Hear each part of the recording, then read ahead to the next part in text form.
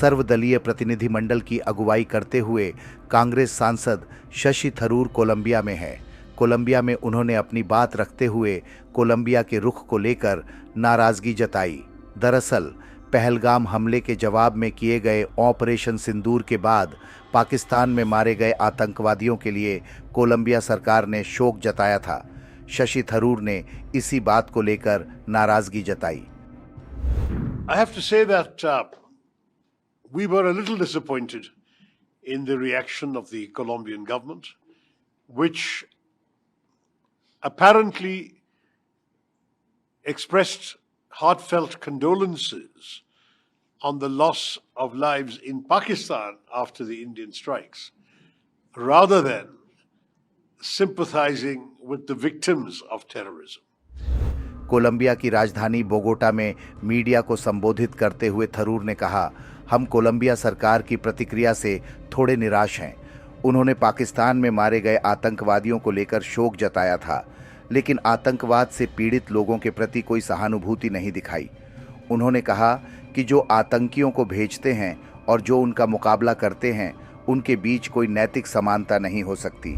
We will say to our friends in Colombia, there can be no equivalence between those who dispatch terrorists and those who resist them. There can be no equivalence between those who attack and those who defend. हम केवल आत्मरक्षा का अधिकार निभा रहे हैं। अगर यहाँ इस मुद्दे पर कोई गलतफहमी है तो हम उसे दूर करने आए हैं। थरूर ने कहा कि भारत की कार्रवाई पूरी तरह रक्षात्मक और वैध थी। उन्होंने कहा, हम अपने कोलंबियाई मित्रों से विस्तार में बात करना चाहते हैं और भारत की स्थिति स्पष्ट करना चाहते हैं। We are only exercising our right of self-defense, and if there is any misunderstanding here on this score, we are here to dispel any such misunderstanding. We're very happy to talk to Colombia in some detail about the circumstances. We have, as I said, very concrete proof. In fact, when this terrorist attack occurred, it was immediately claimed by an organization called the Resistance Front, which is a unit of the Lashkar-e-Toiba based in Muridke, Pakistan. There is no doubt that they reiterated this credit the next day. It is only after their handlers realized the damage this could do that they then deleted the claim 2 days later. But the claim has been made. There is no doubt as to where this came from. And we will reserve always the right to hit back.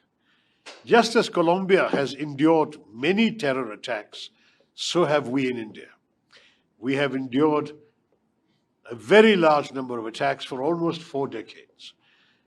Frankly, it is now very well established that Pakistan has been breeding the monsters of terrorism for a very long time for their own purposes.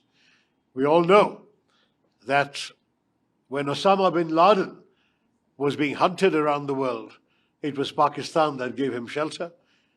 The Americans found him in a safe house in an army, near an army base in a cantonment city. In other words, they found him and killed him, the world's most wanted terrorist, in Pakistan, a country which sadly has incubated terrorism for some years now, for at least 4 decades now. And for this reason, we would like the government and people of Colombia to understand that there should be no equivalence. Lives lost may be lives lost, but the lives lost in India were those of tourists, of civilians, of nuns, of worshippers, of ordinary people. The lives that were lost in Pakistan were the lives of terrorists, well-known terrorists. There is a difference. On your second question as to where the damage was done this time overwhelmingly in the states bordering Pakistan, that is in Jammu and Kashmir. Also, I think we might turn this off, the sound is not. Also in 1 or 2 districts of our neighboring state of Punjab, which is right next door to Pakistan, and to somewhat lesser extent in the state of Rajasthan. In other words, the Pakistani shelling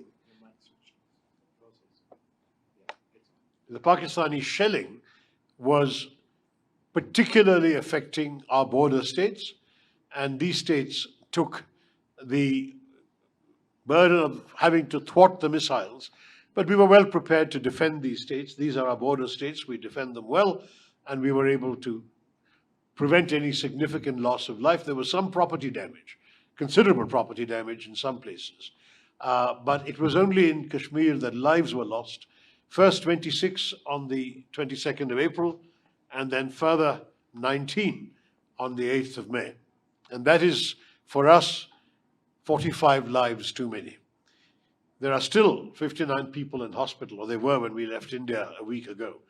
It's a very, very serious situation. There was also, I would say, my friend, an intention on the part of the terrorists to provoke a negative reaction in India against our brothers and sisters from the Muslim community. The terrorists specifically asked if people were Hindu or non-Muslim before shooting them dead. There were 25 Hindus, one of them from Nepal, and one Christian who was shot dead. In addition, of course, the shells killed Sikhs and Christians as well. But I say this to you, that India very proudly stayed united. There were some brief moments of anger, as you can understand, in every society, but very quickly, India rallied around the unity that is embodied in our country's constitution and the national flag, and we stayed as one voice.